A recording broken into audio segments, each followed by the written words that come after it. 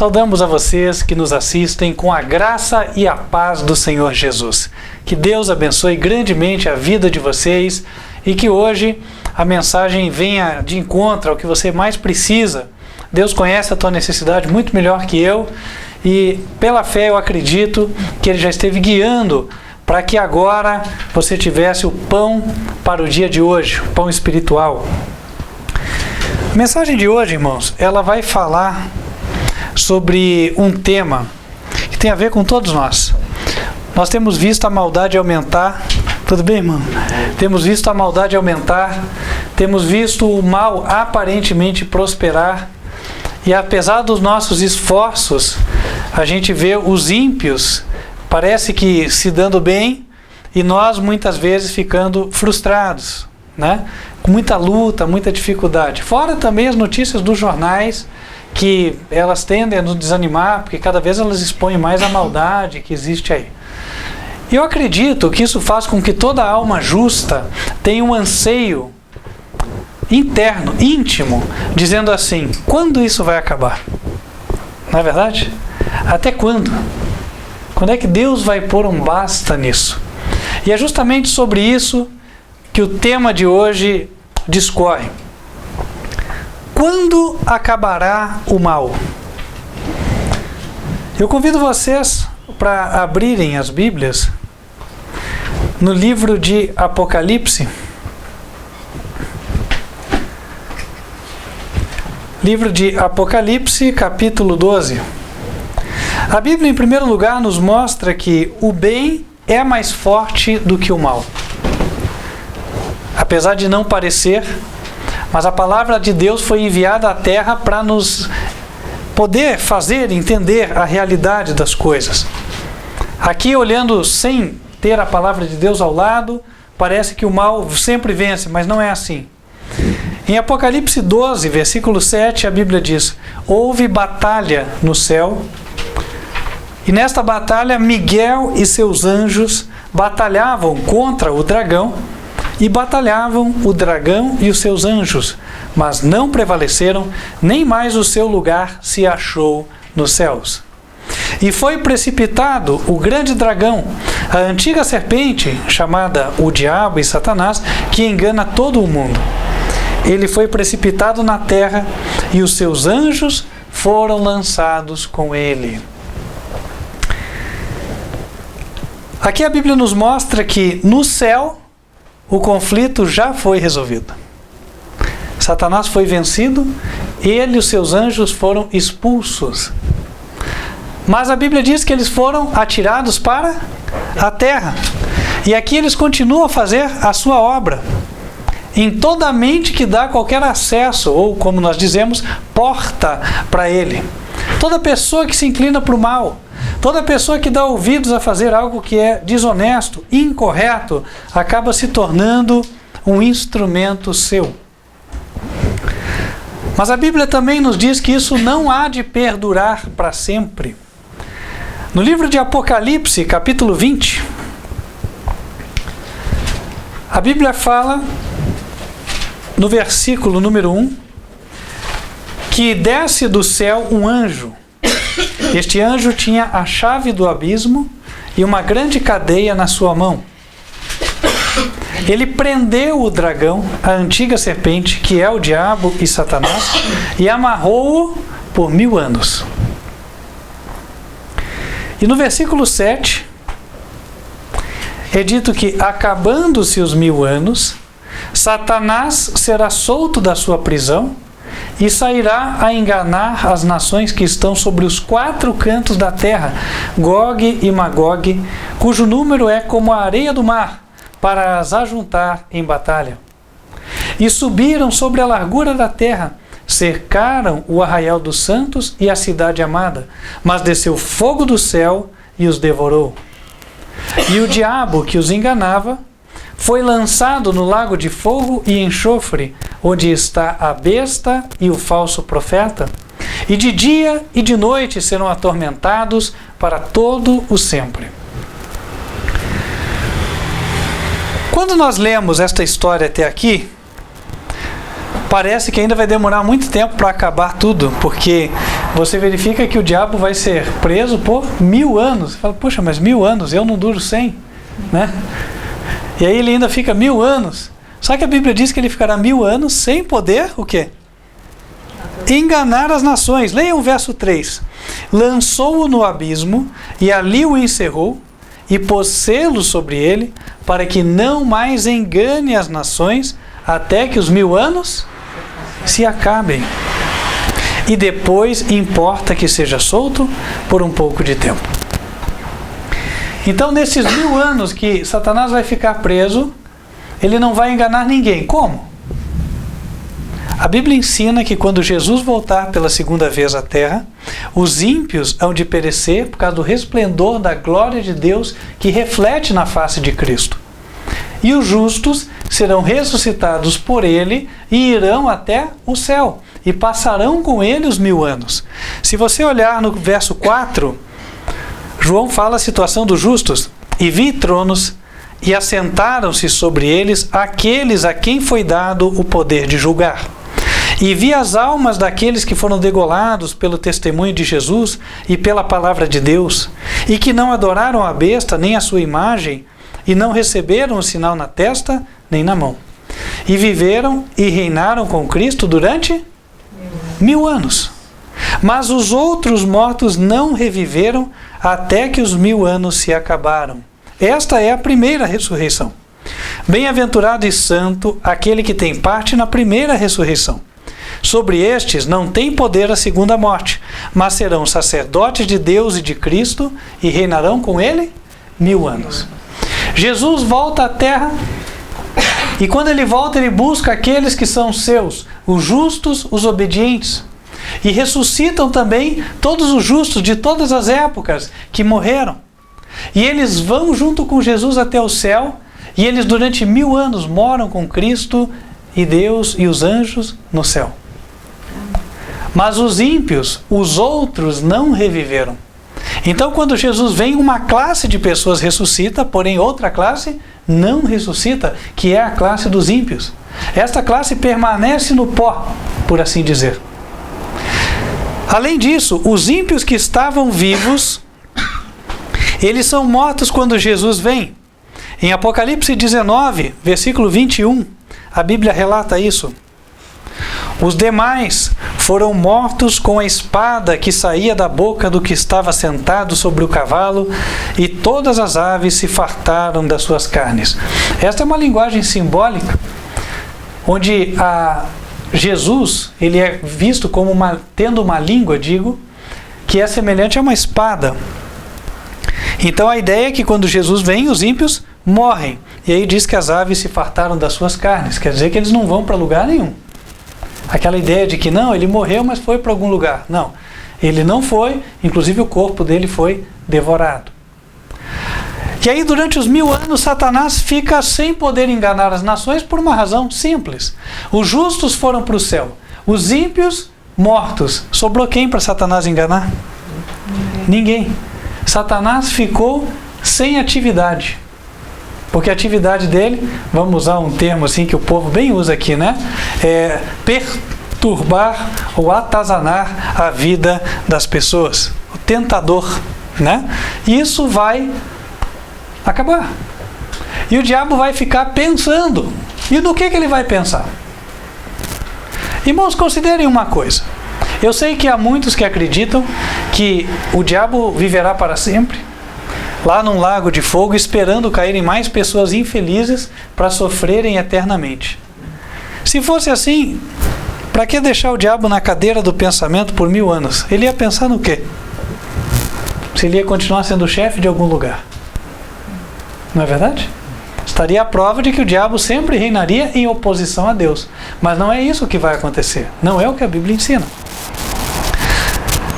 As pessoas se apegam no verso 10. Porque ali está escrito: o diabo que os enganava foi lançado no lago de fogo e enxofre, onde está a besta e o falso profeta. E de dia e de noite serão atormentados para todo o sempre. Só que, se nós lermos a sequência dos versos, nós vamos ver que aqueles condenados ao lago de fogo não hão de viver para sempre, eles hão de morrer. Portanto, a expressão serão atormentados para todo sempre não quer dizer que a pessoa vai ficar sempre sofrendo nas chamas, mas quer dizer que o castigo dela tem consequências eternas. Ele queimou e para sempre perdeu a sua vida. E o seu tormento será lembrado para sempre por quem não morreu. Porque só pode lembrar de algo quem está vivo. Correto? Vamos ler os outros versos. Versículo 11. E vi um grande trono branco, e o que estava sentado sobre ele, de cuja presença fugiu a terra e o céu, e não se achou lugar para eles. E vi os mortos, grandes e pequenos, que estavam diante do trono, e abriram-se os livros. E abriu-se outro livro, que é o da vida, e os mortos foram julgados pelas coisas que estavam escritas nos livros, segundo as suas obras. E deu o mar os mortos que nele havia, a morte e o Hades deram os mortos que neles haviam, e foram julgados cada um segundo as suas obras. E a morte e o inferno foram lançados no lago de fogo. Esta é a segunda morte. Então o lago de fogo é uma segunda morte. Vão morrer. E aquele, verso 15, aquele que não foi achado escrito no livro da vida foi lançado no lago de fogo. Portanto, quem é lançado no lago de fogo vai experimentar a morte. Certo? Esta é a segunda morte. É o lago de fogo.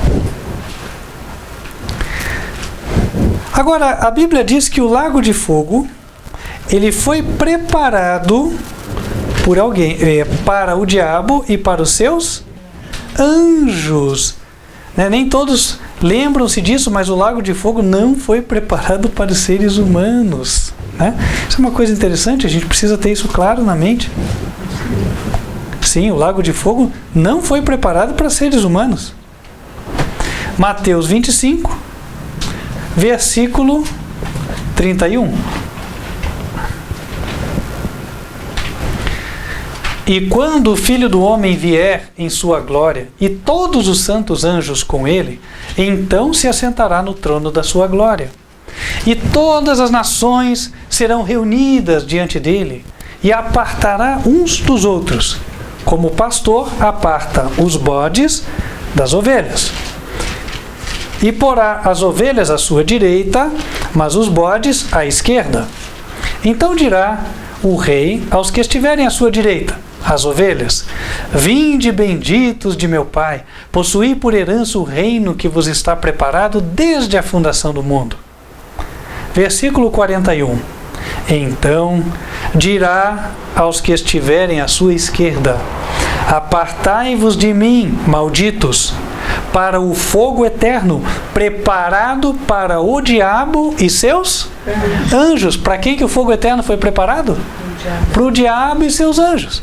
E nós já vimos que quem vai para o lago de fogo morre. Então o plano de Deus, depois que o diabo se rebelou, era: ele vai morrer no lago de fogo. E os seus anjos, os demônios, também vão morrer no lago de fogo. O diabo não vai ter um reino eterno em oposição a Deus em meio a chamas. Isso não vai acontecer. E a Bíblia confirma isso no livro de Ezequiel. Vamos abrir lá em Ezequiel, capítulo 28.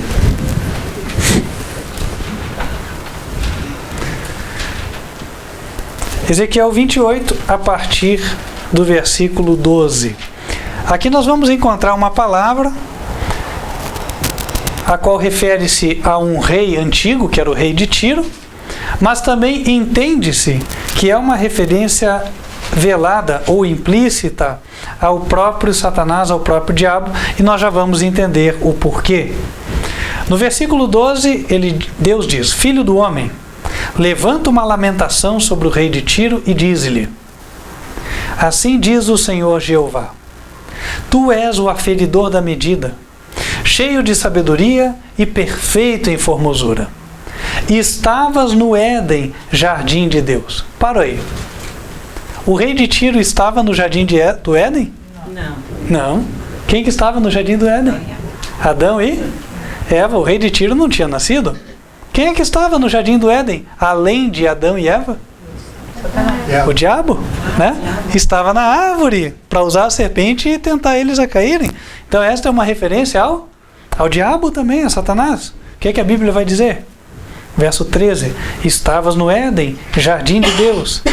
Toda a pedra preciosa era a tua cobertura. A sardônia, o topázio, o diamante, a turquesa, o ônix, o jaspe, a safira, o carbúnculo, a esmeralda e o ouro.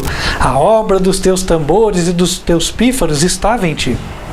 No dia em que foste criado, foram preparados. Tá aí as mulheres, né, que gostam tanto de joia e tal. Hoje Deus pede para não usar, mas lá pode deixar que Ele preparou tudo, né? Então você vê que a vestimenta vai ser bem chique. Todas as pedras preciosas que você nem imaginou vão estar na tua veste. Então, desde que Deus sabe o que Ele faz, né?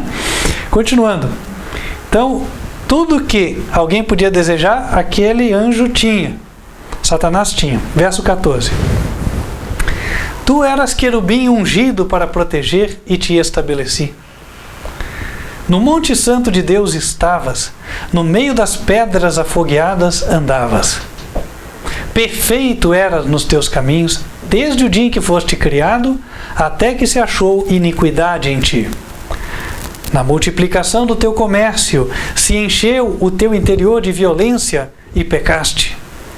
Pelo que te lançarei, profanado, fora do monte de Deus, e te farei perecer, ó querubim protetor, entre pedras afogueadas. Elevou-se o teu coração por causa da tua formosura.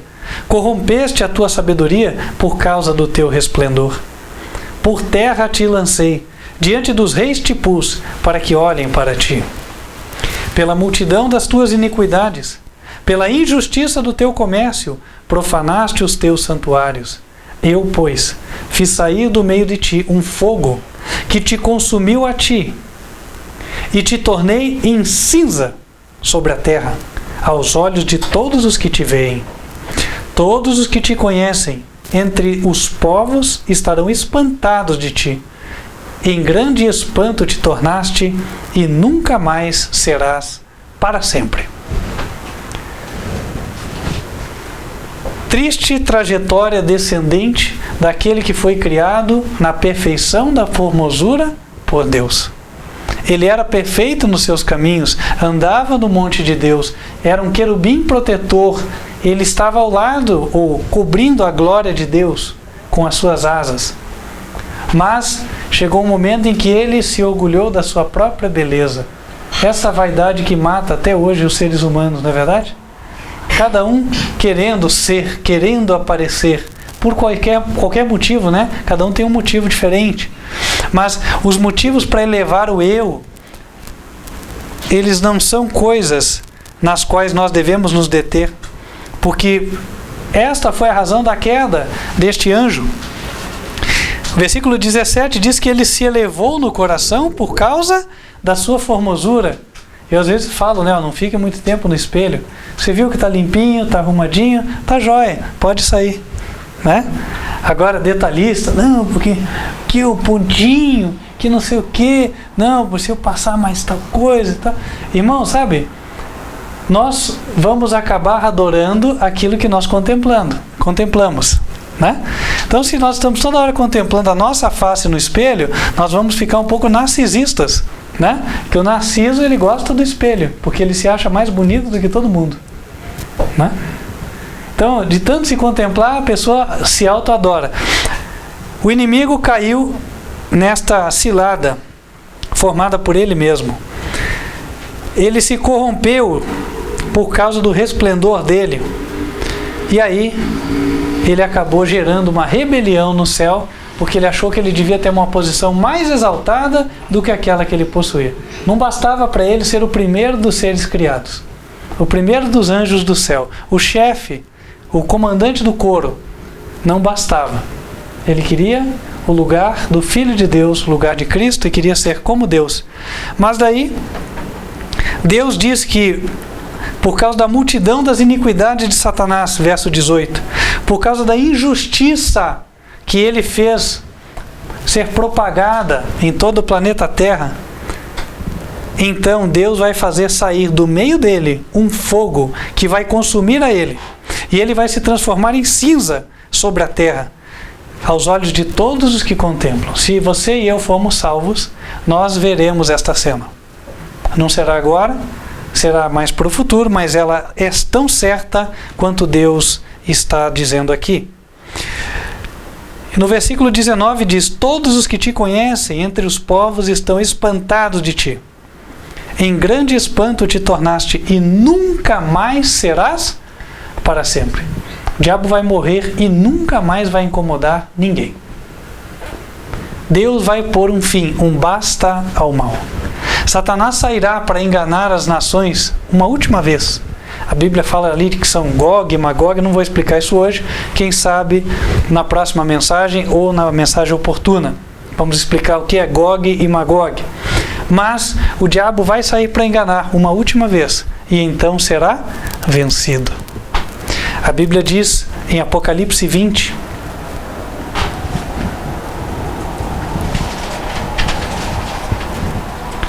Apocalipse capítulo 20,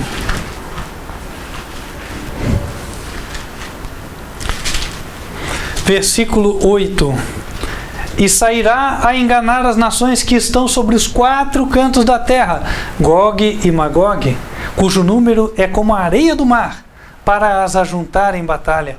E subiram sobre a largura da terra e cercaram o arraial dos santos e a cidade amada, a nova Jerusalém, que nesta época terá descido do céu e estará na terra.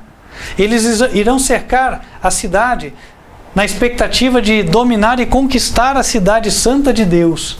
Mas, final do verso 9, mas desceu fogo do céu e os devorou ou consumiu.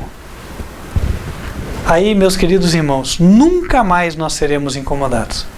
Hoje você acha que a tua vida ela é atribulada, você tem muitas angústias, porque você tem que lidar com a maldade, com a hipocrisia das pessoas, né? Com a injustiça que ocorre aqui na sociedade, com a violência e tantas outras coisas ruins. Pois esteja seguro e certo de que isto há de acabar. Deus determinou que haverá um fim. O diabo há de morrer e todos aqueles que seguirem o seu exemplo partilharão da sua sorte. E aqui fica um apelo do Senhor para nós, porque a palavra do Senhor vem não para que alguém seja condenado e morra, mas para que todos vivam, tenham vida e vida em abundância. O Senhor fala qual é a característica dos santos dos últimos dias, que estarão vivos e herdarão a vida eterna. Apocalipse 14, versículo 12. Aqui está a paciência dos santos. Aqui estão os que guardam os mandamentos de Deus e a fé de Jesus. Finalizo com as palavras de Moisés. Vocês aqui ouviram a mensagem e vocês têm a opção de escolher a vida e o bem, ou a morte e o mal. A vida, se obedecerdes aos mandamentos de Deus, pela fé que é um dom dado por Jesus. A morte, se escolheres se rebelar contra Deus. Qual será a nossa escolha? Quem quer dizer para o Senhor: Senhor, eu quero estar entre os fiéis, eu quero estar entre aqueles que hão de herdar a vida eterna, o grupo da obediência, em nome de Jesus. Amém. Que assim seja. Amém. Vamos nos colocar de joelhos e falar com Deus?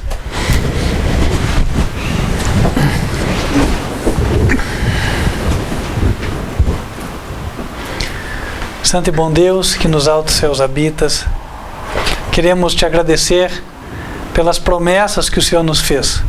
Elas que hoje nos motivam, nos dão ânimo para seguirmos na caminhada. Fortalece a cada um de nós para que possamos seguir em obediência e fidelidade ao Senhor até o dia da vitória final. Opera no coração daqueles que hoje reconhecem que andam no caminho da maldade.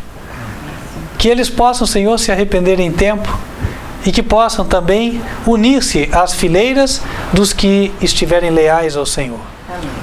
Abençoa, Senhor, cada um que hoje tomou uma decisão importante na sua vida. Que os teus santos anjos o acompanhem. E guia-nos, ó Deus, para que possamos, com o teu poder, levar a tua verdade a todo mundo, a fim de que as pessoas que andam pensando que nada mais existe do que esta vida presente, possam ver a esperança de vida eterna que o Senhor concedeu a cada um por meio de Cristo Jesus. Amém. Pedimos estas bênçãos em nome do Senhor Jesus Cristo. Amém. Amém. Queria convidar você que nos assiste e está convencido de que esta é a igreja verdadeira, que este é o ministério que prega a verdade e gostaria de se preparar para dar o passo do batismo. Entre em contato conosco, vai ser um prazer, nós podemos te ajudar dentro das nossas possibilidades. Eu vou te dar o nosso endereço de e-mail. Tome nota: contato@advertenciafinal.com.br. E já estendo o convite para você estar nos acompanhando. Se você mora em Curitiba e região, você pode nos visitar, entre em contato, te passamos o endereço. Ou então, se você está mais longe, você nos acompanha pelo YouTube, canal youtube.com/TV Advertência Final. E também em 2 horários, né? Sábado nós temos 9:45 da manhã, Escola Bíblica das Crianças, e 11 da manhã, mensagem do culto. Às terças-feiras o horário é 8 da noite. Se você gostou da mensagem, não esqueça de dar um joinha, recomendar e colocar aí que você quer receber os avisos do canal, para que você possa estar também acompanhando aquilo que o Senhor nos leva a transmitir de mensagens. Fecha os teus olhos, vamos invocar as bênçãos do Senhor sobre a tua vida antes de encerrarmos esta transmissão. Que o Senhor te abençoe e te guarde. Que o Senhor faça resplandecer o seu rosto sobre ti e de ti tenha misericórdia. Que o Senhor levante sobre ti o seu rosto e te dê a paz. Amém. Fique com Deus e espero que possamos estar juntos, ainda que virtualmente, na próxima oportunidade. Até lá.